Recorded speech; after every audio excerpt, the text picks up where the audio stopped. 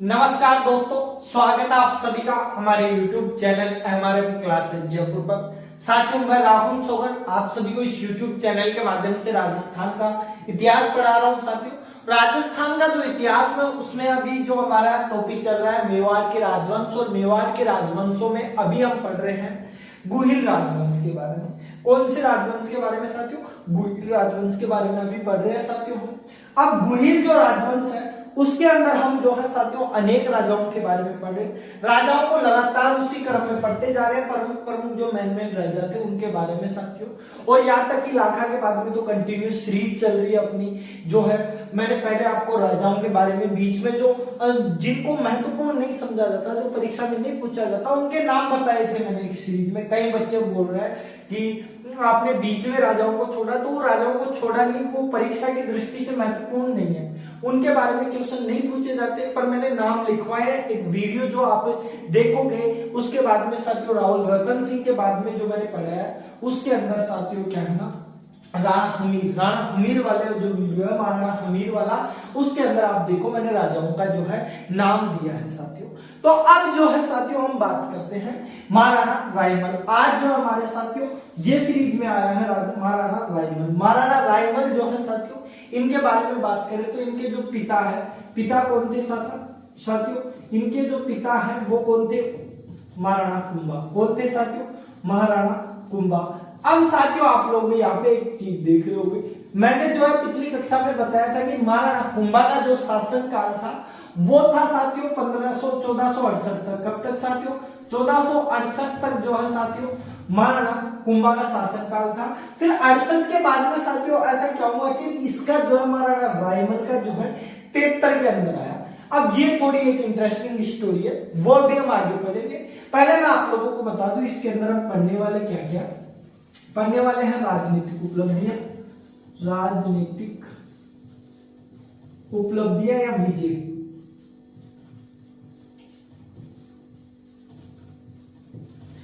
दिया। एक है साथियों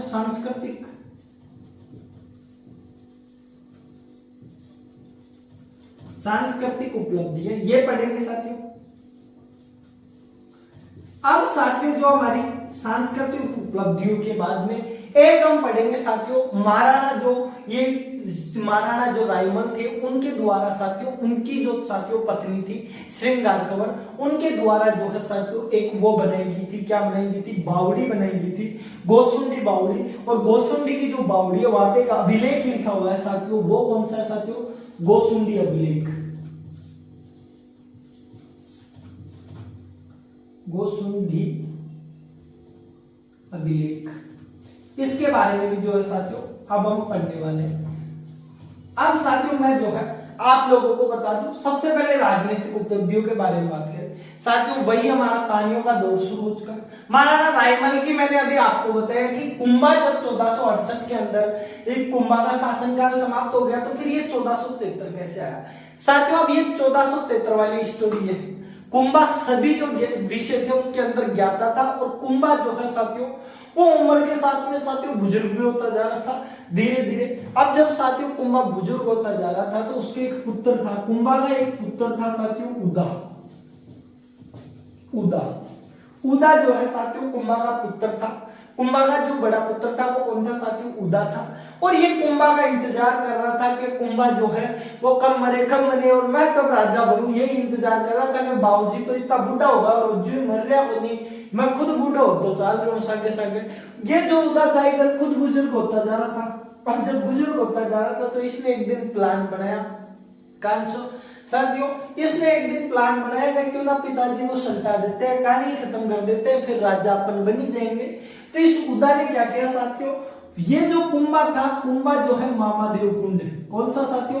मामादेव कुंड के पास में मामादेव कुंड, चित्तौड़ के दुर्ग के अंदर मामादेव कुंड है, वहीं पे एक शिवलिंग है। मामादेव कुंड के पास में एक शिवलिंग है साथियों। उस शिवलिंग पे बैठ के जो है साथियों पूजा किया करता था साथियों, शिव भगवान की जो है साथियों महाराणा कुंभा जो है पूजा किया करता था। 5.5 फुट ऊंचाई शिवलिंग था, उसके ऊपर बैठ के शिव जी की पूजा करता था साथियों। तो कुंभा ने जो है, कुंभा का जो पुत्र था उदा, उसने सोचा कि इस टाइम जब पूजा के अंदर लीन होगा तो सल्टाना आसान होगा, कहानी खत्म करनी आसान होगी, क्योंकि पूजा के अंदर लीन है, भगवान के बारे में सोच रहा है, तो क्यों ना सल्टाई दिया जाए। तो ऐसे करके क्या है ना साथियों, इसने उदा ने जो है वार किया कुंभा पे पीछे से, सामने से तो वार करने की हिम्मत ही नहीं थी इसकी। क्या साथियों, किसी की नहीं हुए, कुंभा जैसे प्रतापी राजा के सामने अकेला ही साथियों बहुत को ले बैठता था। तो ये तो क्या उदा तो अकेला ही आदमी था, अकेले को तो भिड़ा भिड़ा के मारता पता लग जाता, और अपनी औलाद को तो बाप वैसे ही बहुत ज्यादा मारता कोई गलती पे, और ये तो मारने आया था तो इसको तो बहुत बुरी तरह मारता। तो इसलिए क्या ना इसने पीछे से वार किया और मारना, कुंभा की जो है साथियों हत्या कर दी, कुंभा की जो है साथियों हत्या कर दी मामादेव कुंड के पास में साथियों। अब जो है साथियों जब महाराणा कुंभा की हत्या होगी तो हत्या के बाद में जो है साथियों उदा राजा बना था। क्या साथियों, उदा राजा बना जब इसने हत्या कर दी। परंतु साथियों आप लोगों को पता होगा कि ये जो है साथियों राजा जो है साथियों वो किनके द्वारा बनाया जाता था। मैंने राणा चुंडा का जब इतिहास पढ़ाया था साथियों, तब मैंने बताया था कि मेवाड़ का राजा घोषित करने का जो अधिकार था साथियों वो किनके पास था, वो सामंतों के पास था साथियों। सलुम्बर के जो सामंत हुआ करते थे उन्हीं के पास में ये अधिकार था साथियों। पहले तो क्या था साथियों, संयोग से सलुम्बर का जो सामंत था वो भी इसी की तरह था, तो वो इसके समर्थन में रहा कब तक, 1473 तक। फिर क्या है ना साथियों, जब जैसे ही वापस सामंत बदला तो सामंत ने विरोध किया कि उदा राजा नहीं बन सकता। क्या साथियों, यहाँ के सलुम्बर के सामंतों ने 1473 में विरोध किया और बोला उदा राजा नहीं बन सकता। तब साथियों रायमल जो था महाराणा कुंभा का एक और पुत्र था, रायमल छोटा पुत्र, रायमल और कुंभा के बीच में सामंतों ने युद्ध करवाया और बोला इस युद्ध के अंदर जो विजय होगा ना वही जो है साथियों मेवाड़ की राजगद्दी पर बैठेगा। तो साथियों इस युद्ध के अंदर जो है साथियों रायमल विजय हुआ था। रायमल विजय हुआ तो महाराणा रायमल को राजा घोषित कर दिया गया। उसके बाद में साथियों उदा के लिए ऐसे कहा जाता है कि ये मालवा की तरफ भाग गया। मालवा गया था, कहां पे साथियों, मालवा गया था सहायता हेतु। किसके लिए साथियों, सहायता के लिए जो है साथियों मालवा की तरफ गया था जो उदा था। यहां से जब मेवाड़ से निष्कासित कर दिया गया इसको, तो ये कहां पे गया था साथियों, ये मालवा की तरफ गया था। और रास्ते के अंदर ऐसे कहते हैं कि ये सहायता ले भी लेता वहां पर जाकर, लेकिन क्या है ना रास्ते के अंदर उदा की किस्मत वैसे ही इतनी खराब थी कि इसके ऊपर बारिश का टाइम था तो बिजली गिर गई, और बिजली गिरने से क्या है ना इसकी उदा की मौत हो गई साथियों। अब साथियों इनकी जो राजनीतिक उपलब्धियां उनके अंदर ये एक ही राजनीतिक उपलब्धियां वैसे गौर से देखे महत्वपूर्ण तो कि इसमें जो है कौन सी विजय अभियान प्राप्त किया था। तो विजय अभियान वैसे तो इसने छोटे मोटे गुजरात का अभियान भी किया था, मालवा का अभियान भी किया था, लेकिन उनसे कोई प्रश्न नहीं पूछा जाता रायमल से संबंधित। रायमल का यदि प्रश्न पूछा जाएगा तो वो पूछा जाएगा रायमल किसके बाद में मेवाड़ का शासक बना। कई लोग जो है साथियों डायरेक्ट कुंभा के बाद में रायमल को ही पढ़ते हैं, जैसे अभी मैं पढ़ा भी रहा था, लेकिन उदा जो है साथियों वो बीच में आया था। मैंने आप लोगों को जो है हिस्ट्री बता दिया। तो रायमल की यदि हम कोई राजनीतिक उपलब्धियां देखें तो उनकी एक महान उपलब्धि यही थी कि उन्होंने मेवाड़ का जो सिंहासन है एक सुरक्षित हाथों में ले लिया, उदा से बचाया मेवाड़ को। उदा जो अपने पिता की हत्या कर सकता था, वो किसी भी हद तक जा सकता था, प्रजा को कैसे भी परेशान कर सकता था साथियों।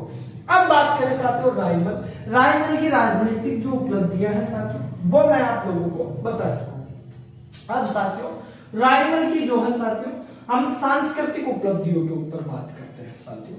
रायमल की यदि हम सांस्कृतिक उपलब्धियों पर बात करें साथियों, तो रायमल जो है साथियों सांस्कृतिक से प्रेम रखता था। प्रेम में इसने मंदिरों के निर्माण करवाए साथियों, मंदिरों के निर्माण करवाए। तो इनका जो फेमस मंदिर था, जो राजस्थान के अंदर सबसे ज्यादा फेमस मंदिर है इनका, वो है साथियों अद्भुतनाथ का मंदिर, अद्भुत मंदिर, अद्भुत जी का मंदिर, अद्भुत जी का। कौन सा साथियों, अद्भुत जी का जो मंदिर था उसका जो है साथियों इसने निर्माण करवाया था। अद्भुत जी का जो मंदिर था साथियों इसका निर्माण किसके द्वारा करवाया गया था, महाराणा रायमल द्वारा अद्भुत जी के मंदिर का निर्माण करवाया गया था साथियों। अब ये जो अद्भुत जी का मंदिर है साथियों ये चित्तौड़ के अंदर है। चित्तौड़ के अंदर जो है साथियों यह अद्भुत जी का मंदिर है। ये शिव जी का मंदिर बनाया था साथियों।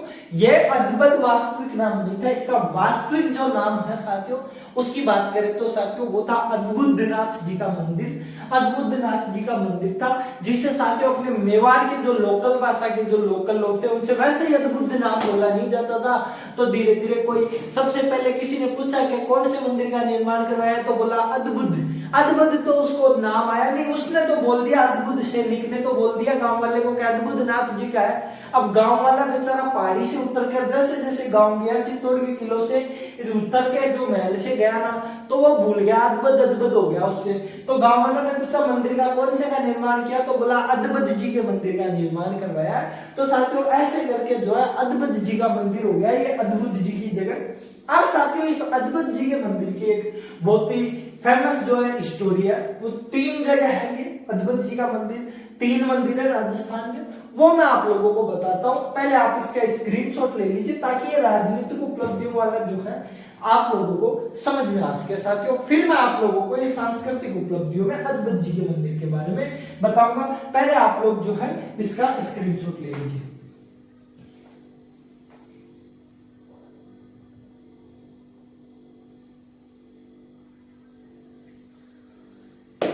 तो उम्मीद है साथियों आप सभी ने जो है इसका स्क्रीनशॉट ले लिया होगा। अब साथियों स्क्रीनशॉट ले लिया है तो मैं आपको इस अद्भुत जी के मंदिर की बताता हूं साथियों। अद्भुत जी का जो मंदिर है साथियों राजस्थान में 3 मंदिरों को साथियों अद्भुत जी के मंदिर के नाम से जाना जाता है। अद्भुत जी के मंदिर जो है साथियों राजस्थान में 3 मंदिर है अद्भुत, जिन्हें साथियों वैसे तो अद्भुत जी के मंदिर थे। अद्भुत जी के जो 3 मंदिर है इन तीनों मंदिरों के बारे में मैं आप लोगों को बता देता हूं। इनका एक जो पहला मंदिर है वो तो अभी मैंने बताया अद्भुतनाथ जी का मंदिर है, वो तो चित्तौड़ के अंदर है। पहला जो है साथियों वो तो अभी नीचे मैंने बता ही दिया चित्तौड़ के अंदर है। दूसरे यदि मंदिर की बात करें साथियों तो वो कौन सा मंदिर है साथियों, दूसरा जो मंदिर है साथियों वो मंदिर है नागदा के अंदर स्थित है और शांतिनाथ का मंदिर, शांतिनाथ। और साथियों ये जो शांतिनाथ है ये जैन मंदिर है। क्या साथियों जैन मंदिर है, जैन मंदिर है अद्भुत जी का जो ये मंदिर है जैन मंदिर है साथियों। अद्भुत जी का ये जो दूसरा मंदिर है जैन मंदिर है और ये स्थित कहां पर है साथियों नागदा के अंदर जो है साथियों ये स्थित है। कहां पर साथियों नागदा के अंदर जो है ये मंदिर स्थित है साथियों। अब उसके बाद में साथियों मैं आपको एक और बताता हूं, 3 बताया तो एक तो ये वाला हो गया चित्तौड़ के अंदर, दूसरा जो है साथियों शांतिनाथ जी का मंदिर है नागदा उदयपुर के अंदर है साथियों। अब जो है साथियों हमारे पास में तीसरा जो मंदिर आता है इसके बारे में अभी हाल ही में जो है साथियों 3rd ग्रेड की जो भर्ती परीक्षा थी उसके लेवल फर्स्ट का जो पहला पेपर था साथियों प्रथम पारी के अंदर लेवल फर्स्ट का जो पेपर लगा था उसके अंदर प्रश्न पूछा गया था साथियों। और वो मंदिर कौन सा था साथियों त्रिभुवन नारायण, त्रिभुवन नारायण, त्रिभुवन नारायण जी के मंदिर के बारे में पूछा था नारायण। और ये जो त्रिभुवन नारायण जी मंदिर है साथियों मैंने आप लोगों को बताया था कि मालवा का एक सुल्तान था मंजू, मंजू का भाई था सिंधु, उन लोगों ने जो है मेवाड़ के चित्तौड़ को जीता और सिंधु के जो है साथियों एक बेटा हुआ था भोज परमार और भोज परमार ने जो है साथियों ये त्रिभुवन नारायण का मंदिर बनाया था साथियों क्योंकि उसने त्रिभुवन की उपाधि धारण की थी। और ये जो त्रिभुवन नारायण मंदिर था साथियों वो कहां पर बनाया गया साथियों चित्तौड़ के अंदर बनाया गया था। और इस मंदिर को भी किस नाम से जाना जाता है साथियों, इस मंदिर को भी जो है अद्भुत जी के नाम से भी जाना जाता है। एक मैंने उस टाइम आप लोगों को बताया था कि शनिदेश्वर महाराज जी के मंदिर के नाम से भी जो है त्रिभुवन नारायण जी के मंदिर को जाना जाता है साथियों। तो ये थे जो इनके महाराणा रायमल द्वारा जो अद्भुत जी के मंदिर का निर्माण करवाया गया था वो चित्तौड़ के अंदर करवाया गया था। दूसरी यदि साथियों इनकी सांस्कृतिक उपलब्धि की हम बात करते हैं तो वो कौन सा आता है साथियों एकलिंग नाथ मंदिर का वर्तमान स्वरूप।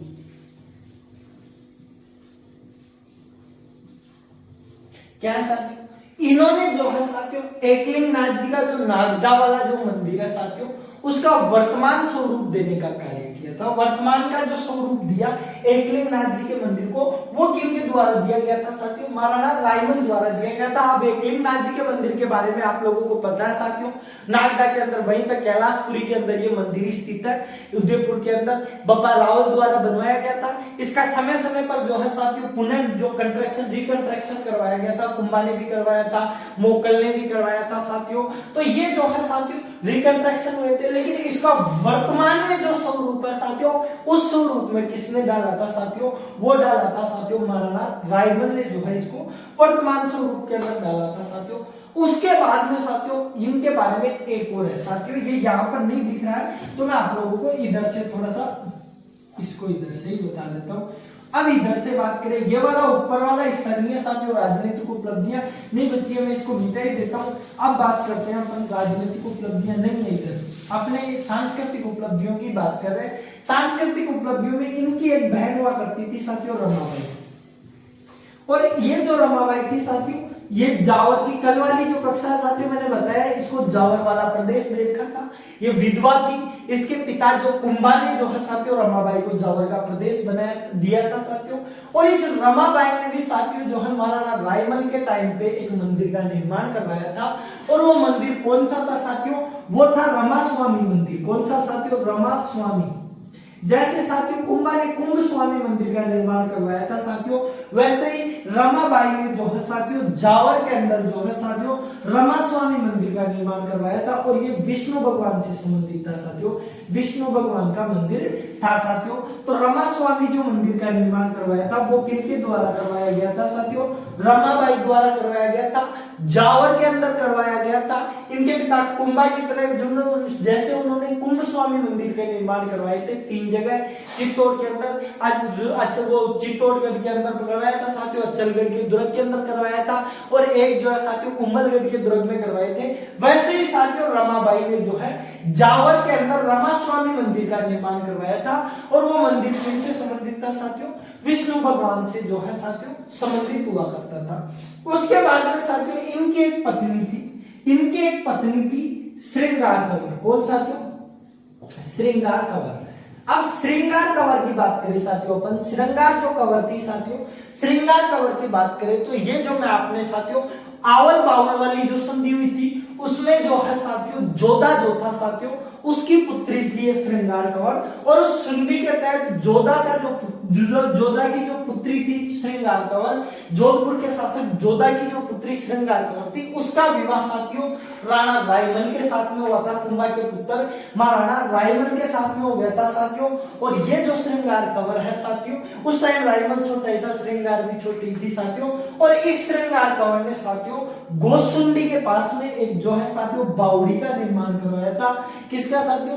बावड़ी का निर्माण करवाया था। और वो भी कहां पर साथियों? गोसुंडी में करवाया था। गोसुंडी के अंदर साथियों एक बावड़ी का निर्माण करवाया था, वो श्रृंगार कंवर द्वारा करवाया गया था साथियों। अब जो है साथियों मैं आप लोगों को इसकी एक और स्टोरी बताता हूं साथियों। ये जो है साथियों श्रृंगार कंवर ने इधर बावड़ी का निर्माण करवाया। ये जो होगी साथियों सांस्कृतिक उपलब्धियां महाराणा रायमल की जो मुख्यतः जो काम हुए थे इनके शासनकाल के अंदर, वो कौन कौन से हो गए साथियों? ये हो गए सांस्कृतिक उपलब्धियों से संबंधित। अब हम जो है साथियों ये जो गोसुंडी बावड़ी बनाई गई थी इसके ऊपर जो है साथियों बताता हूं। इसके ऊपर 2 चीजें है साथियों। इस गोसुंडी बावड़ी के पास में एक अभिलेख लगाया गया, वो था साथियों गोसुंडी अभिलेख लिखा गया। एक तो साथियों दूसरी शताब्दी एक जो अभिलेख था साथियों वो तो था साथियों दूसरी शताब्दी का लगाया हुआ इसी बावड़ी के किनारे। मतलब साथियों बावड़ी तो बाद में बनी थी साथियों गोसुंडी के अंदर, लेकिन साथियों वहां पे एक अभिलेख था पहले और उस अभिलेख को जो है बावड़ी के पास में लगा दिया। तो एक तो था साथियों, ये कौन था साथियों? ये तो था साथियों दूसरी शताब्दी से संबंधित थी। और साथियों इधर की बात करें अपन तो इधर कौन था साथियों? इधर की बात करें साथियों तो इधर की बात करें तो साथियों इधर जो है साथियों 1504 के अंदर, इधर की बात करें साथियों 1504 के अंदर जो है साथियों ये अभिलेख मिलते हैं। इधर जो ये गोसुंडी अभिलेख बावड़ी का जो निर्माण करवाया गया था उसके बारे में। अब मैं आप लोगों को इन दोनों में डिफरेंस बता देता हूँ साथियों। इधर जो है साथियों इस वाले में तो जो है श्रृंगार कौर ने स्वयं ने लिखा था, सामान्य जानकारी मिलती है कि भाई इसने ये बावड़ी बनाई थी, सामान्य जानकारी मिलती है, सामान्य जानकारी। और सामान्य जानकारी के अलावा साथियों पिता और दादा का नाम भी लिखवाया, पिता कि मैं उनकी पुत्री हूँ और दादा का कि मैं उनकी पोती हूँ, और मैंने जो है ये बावड़ी बनाई है, किन्होंने, श्रृंगार कौर। अब साथियों आप लोग सभी लोगों को पता है पिता जो है जोधा था, और जोधा के पिता कौन थे, रणमल वाल्मीकि के आशिक, जिनको मार के भगाया था किन्होंने, रावचुंडा ने साथियों। तो वो इनके दादा हुआ करते थे, इनके दादा की जो साथियों मोहब्बत थी वो बारमली उसने धोखा दिया था, और उसके कारण जो दादाजी थे वो समाप्त हो गए थे मेवाड़ के अंदर ही साथियों। तो इधर जो है साथियों श्रृंगार कंवर की सामान्य जानकारी मिलती है। लेकिन इधर की बात करें हम गोसुंडी अभिलेख की, तो यहाँ पर गजवंश की जानकारी मिलती है साथियों। गजवंश की बात करें साथियों, गजवंश की बात करें साथियों तो सत्यवरण नाम का एक शासक मिलता है साथियों। गजवंश का एक शासक था, सत्यवरण नाम का ये शासक मिलता है साथियों। और ये जो शासक था साथियों इसने ये उस टाइम पे जो है साथियों अभिलेख करवाया था, इसने जो है साथियों अभिलेख नहीं साथियों सॉरी यज्ञ करवाया था, उसकी जानकारी मिलती है साथियों। और वो यज्ञ था साथियों अश्वमेध यज्ञ करवाया था साथियों। कौन सा साथियों, अश्वमेध यज्ञ करवाया था, अश्वमेध यज्ञ करवाया था साथियों। कौन सा, अश्वमेध यज्ञ करवाया था साथियों। और इसने जो है साथियों दो मंदिर भी बनाए थे, एक तो साथियों जो है अपने जो भगवान श्री कृष्ण का वासुदेव का मंदिर बनवाया था, और दूसरा जो है साथियों उनके भाई बलराम का मंदिर का निर्माण करवाया था साथियों। और उसकी जानकारी इस अभिलेख में लिखी हुई है। तो इससे साथियों हमें यह पता चलता है कि वैष्णव जो धर्म था साथियों वो जो है साथियों उस टाइम पे प्रचलित था, दूसरी शताब्दी के लगभग भी प्रचलित हुआ करता था। उस टाइम के लोग जो है उस धर्म को मानते थे। तो साथियों ये थी हमारी महाराणा रायमल वाली कक्षा। रायमल से संबंधित जो कुछ भी महत्वपूर्ण था वो हमारा इस कक्षा के अंदर आ गया साथियों। समस्त A to Z रायमल से संबंधित कोई भी प्रश्न आएगा तो वो यहीं से आ जाएगा। उसके बाद में साथियों रायमल के पुत्रों के बारे में पढ़ेंगे, वो हम अगली कक्षा में पढ़ेंगे। फिर उससे क्या महाराणा सांगा ही प्रारंभ हो जाता है। सांगा के भाइयों में ले लो या रायमल के पुत्रों में ले लो, वो बात एक ही है, वो हम अगली कक्षा में पढ़ेंगे साथियों। उम्मीद है साथियों आप लोगों को ये कक्षा पसंद आई होगी, और साथियों पसंद आई है तो वीडियो को लाइक करके जाइएगा और कमेंट करके जरूर बताना कि क्लास आपको कैसी लगी। जय हिंद, जय भारत।